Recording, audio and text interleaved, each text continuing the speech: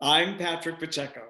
Coming up on Theater All the Moving Parts, a chat with Pulitzer Prize winning playwright Michael R. Jackson and actors Capathia Jenkins and Anthony Wayne on the role of the Black artist in a time of racial reckoning.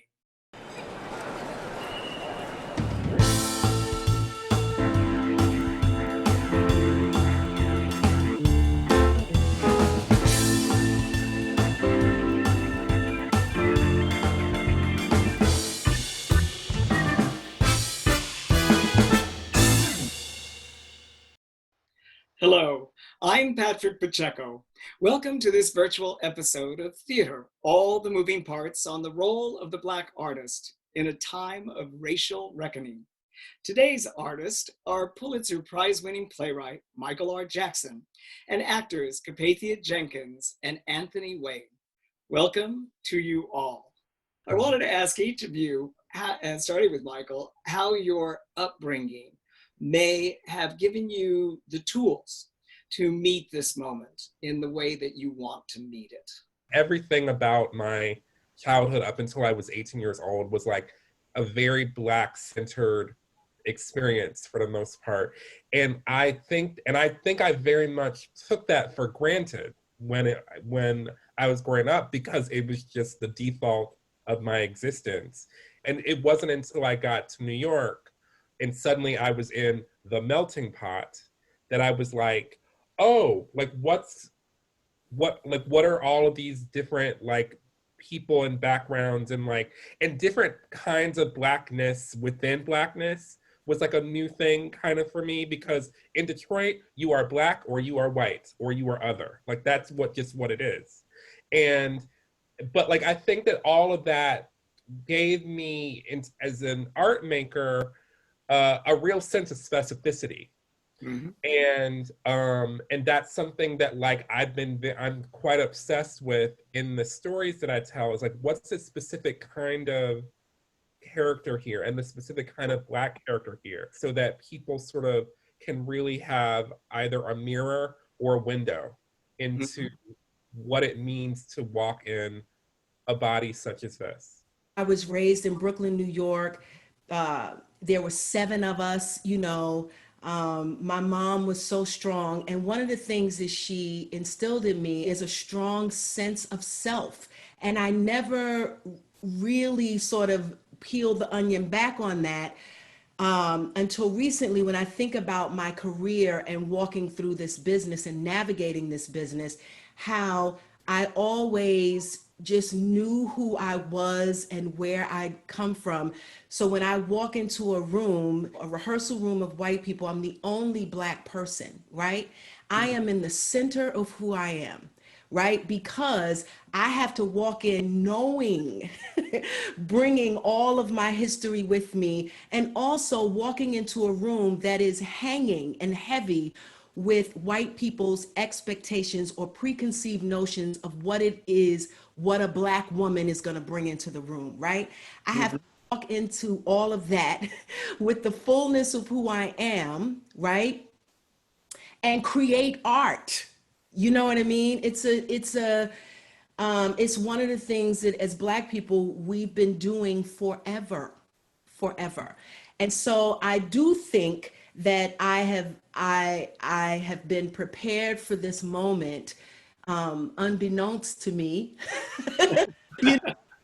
I'm a little girl, because when you know who you are and you know where you come from, you can be specific, to Michael's point. You can be specific about what you need, what you want, who you are, what you're bringing to the story, your instincts of how you play a character, all of those things. And so, yeah, I think I am uniquely qualified for this moment in our history in this country. Anthony, talking a little bit about your background, could you also address what Capathia and Michael just talked about in terms of the message that you want to convey to Black men through your organization in terms of that empowerment? Yes, coming from Norfolk, Virginia, and being a country boy in New York City, I found myself just wanting to be on stage. I remember seeing Desmond Richardson in Boston, and I was like, Oh my goodness. I remember seeing Adrian Bailey in Smokey Joe's Cafe. I remember seeing, these incredible artists, even when I was a kid, watching Sammy Davis Jr. on TV, or Greg Burge and Chorus Line. And I'm like, I want to be like that. I want to do that for the rest of my life. To Capathia's point, I totally understand what she means, because I think a lot of us, especially those of color, Black people, coming into the room, you come into the room and you look around and you don't see anyone like you. But the crazy thing about it is that nobody even realizes that you're the only one. They're not even thinking about it, because that's not their experience. And the even crazier thing about it is that we give it the excuse, because we believe that we don't have the power to change it. So we just accept it. And it's just like, well, this is the way it is. So I'm just going to make use of what I can make use of it. And I mean, a lot of us, we think, oh, we have a job and we're fine. But there's like at least 35 of men who look just like you, or people who look just like you, who need a job as well. And so you find yourself empowering yourself, or giving yourself the excuse to a certain degree of saying, at least I'm here. So now I can represent and have people in the audience see that there's someone like me who's talented and can pass the torch. We want to educate and equip each man with the tools to know what to do in this world, and to know that even though you are the only one in that room, you have the opportunity individually to also create and also direct. And that's why Black Broadway Men is here, because we're here for directors, choreographers, singers, dancers, actors, as well as lighting designers, set designers, costume designers, musicians. And so we're here to create the space so that we can talk and we can heal the spaces that we need. And right now, this whole conversation that's happening, it's so organic. And I'm so excited about everything that we're going to do. I'm excited about who we're going to partner with, because that's what we need in order to go to the next level. Michael, Anthony mentioned legacy, and Strange Loop absolutely brings in all sorts of characters, from James Baldwin to Whitney Houston. Mm-hmm. How do you look at the subject of legacy, and how did you use those entertainers, writers from the past in A Strange Loop to make the comment you wanted to make about them? When you had those kinds of luminaries in literature, in entertainment, in politics, whatever, they sort of become like extended members of your family. And so it's kind of like, Whitney Houston is like your amazingly talented cousin. And like James Baldwin is like your like super smart uncle that you're a little afraid of, And so I wanted to, like, in the show, bring in those aspects of like what Black experience is like. And part of it is having those people in your family. And like, you may not even always get along with them, but they're part of your like family, if that makes sense. And in contrast, Usher has his inner white woman. Inner white girl, yeah.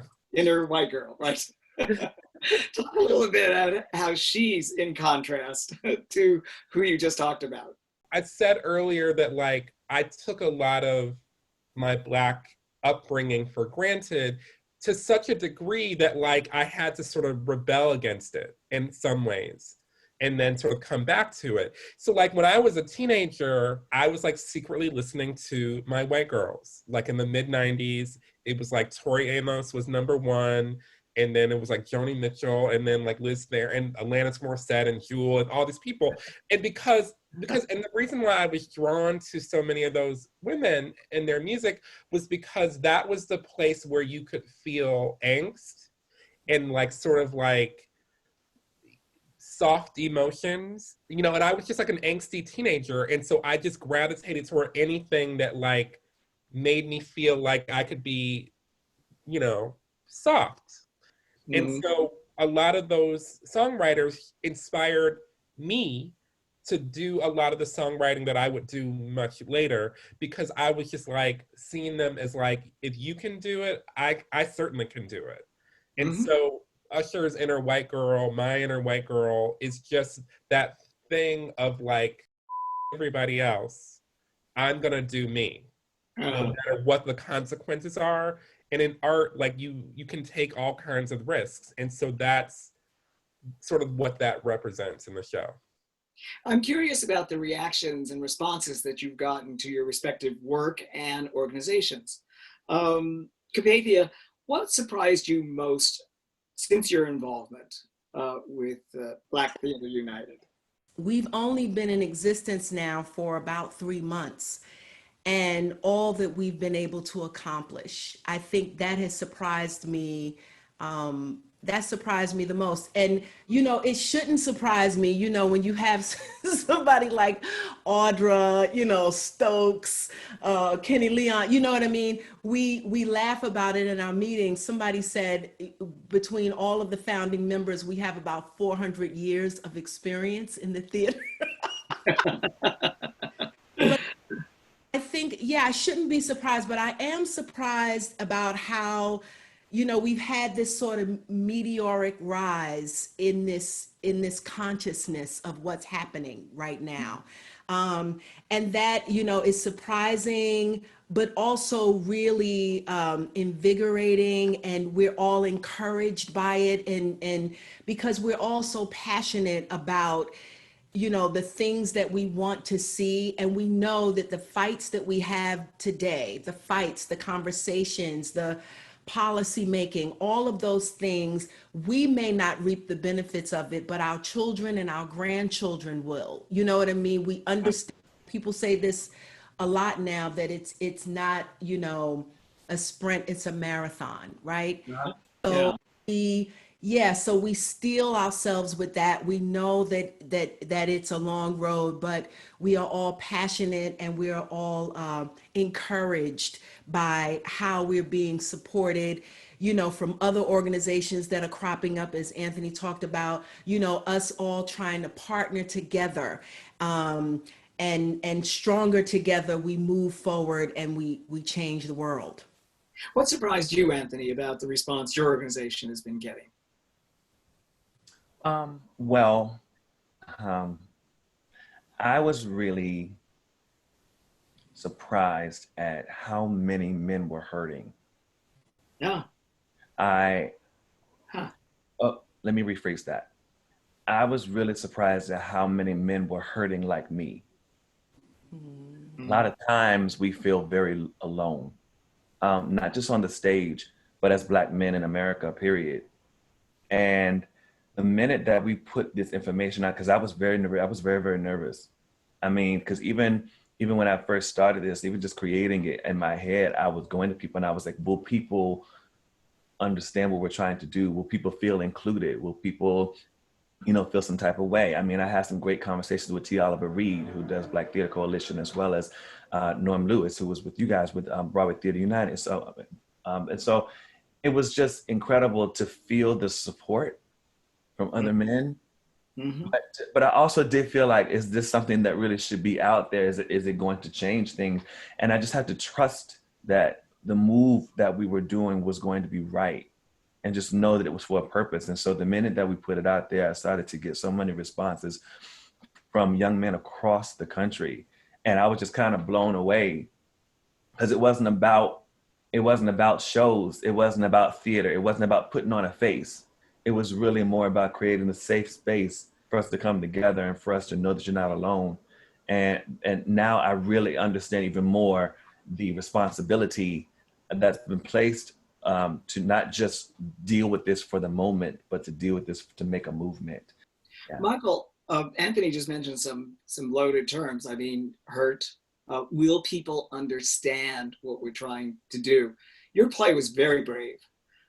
Very brave. I think one of the things that is so inviting about A Strange Loop is its humor. And we are having a lot of serious conversations about race, and we should.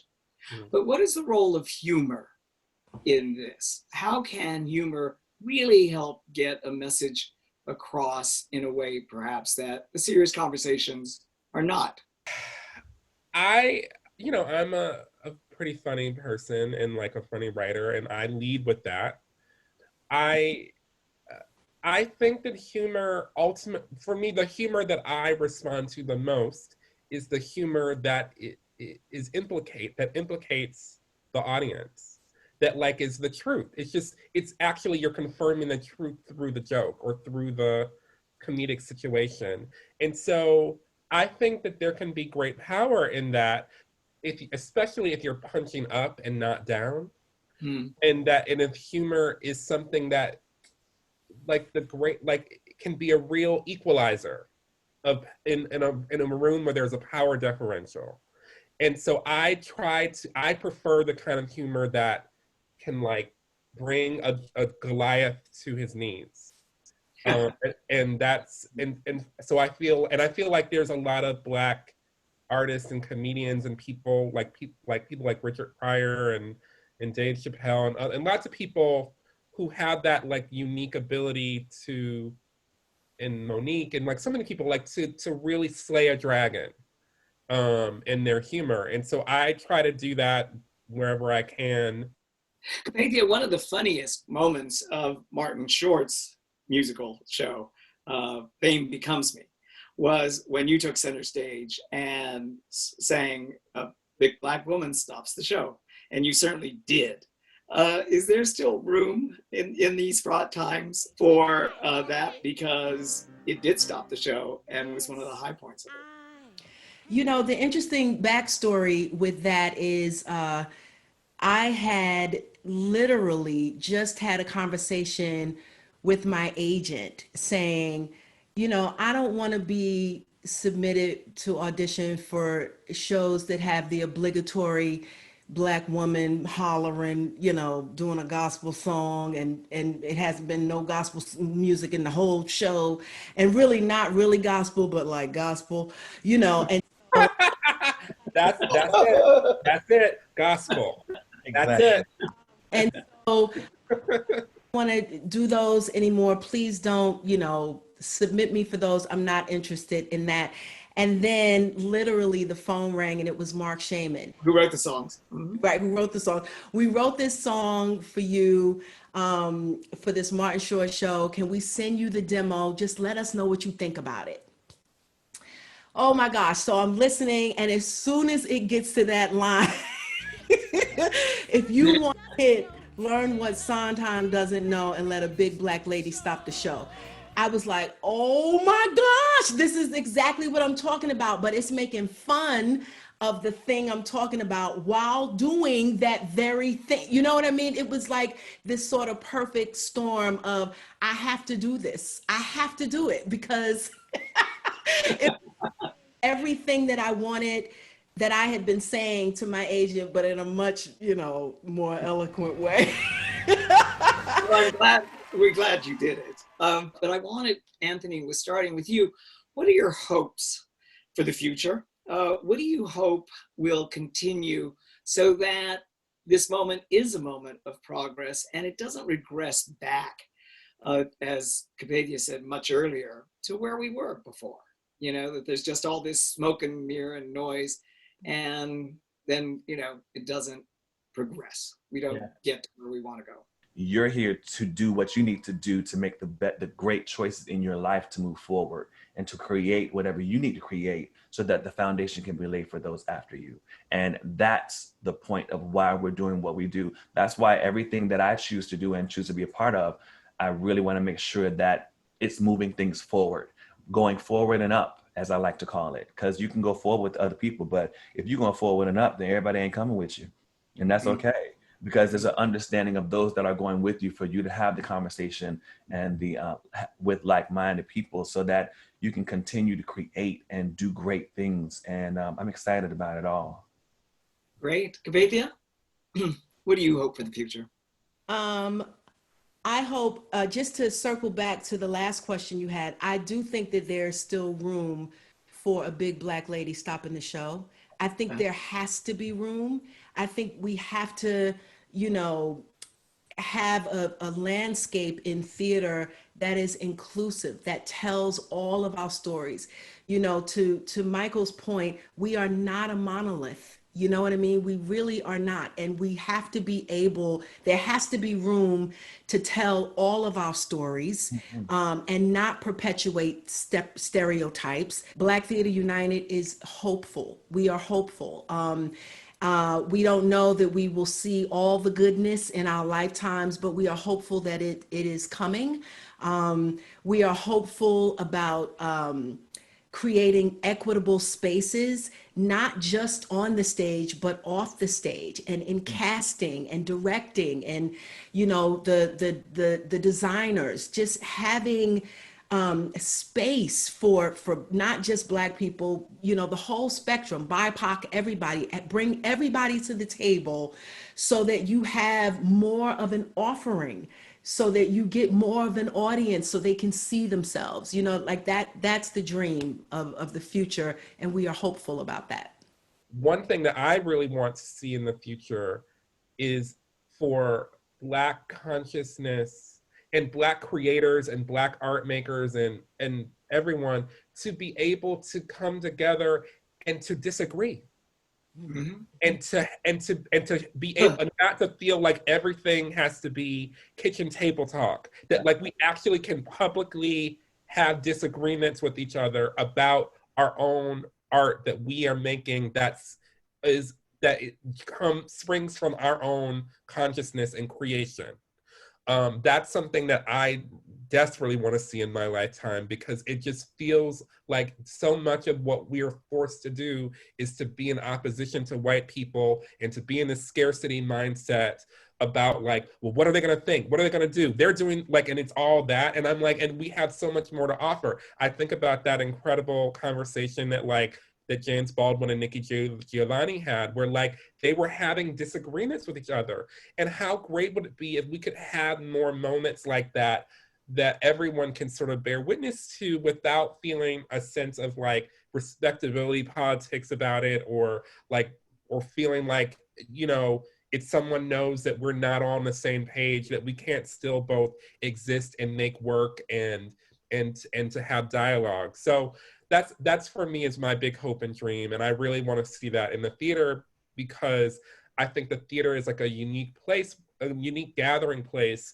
for everyone to sort of come together and to be energized by these debates, conversations, sadness, joy, tragedy, comedy, all of it, and to be energized and to take that energy out into the streets to make the change that you want to see in the world. Michael, to your point, I agree with you. I think that we should have those open disagreements and all of that. I think we haven't had that in the past because, when you're in a season and all you get is one Black show or one, all of that sort of, like you were saying, a space of scarcity or lack, right?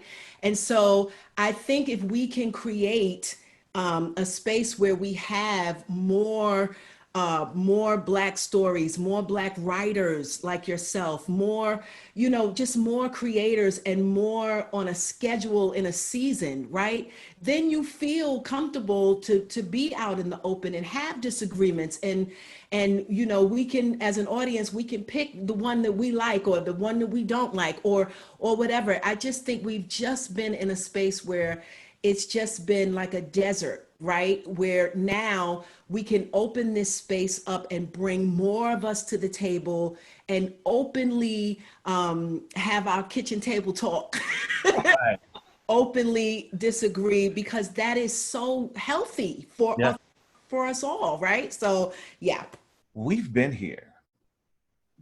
And truth be told, we're actually here to stay, because we are now at a place where we've actually been already creating the table for ourselves. Mm-hmm. And now, we're at a space where we were asking for a seat at the table. We were asking for a seat at the table. And now we're pulling up our own chair and moving people out of the way so that we can actually have the power and have the conversations. And to Michael's point, literally like speak and disagree and connect. And so now I think it's time for us to really take things to the next level and to really make a difference in this world. And now we have the opportunity, especially in this climate that we're in, we have the opportunity. So now we're going to take it and we have to run, and we have to run with truth, with honesty, and with a foundation of strength, because that's what we stand on the shoulders of those who have come before us, who have actually died and fought for us to get to this point. So I'm excited about what we're all creating, and it's just a beautiful time. What you're hoping for and dreaming for is just this cyclotron of energy and creativity that and healing. And healing that I think is going to bring that healing and those emotions and explore these worlds that we haven't seen before. So I thank you so much for a fascinating conversation and participating in this discussion. We could have gone on for hours. I thank you for giving us your precious time, and I wish you the best of luck as you go forward. Thank you. Thank you. Thank you. And thank you for joining us. We look forward to bringing you more fascinating conversations with artists and thought leaders as New York theater, that fabulous invalid, regains its invaluable place in American culture. I'm Patrick Pacheco.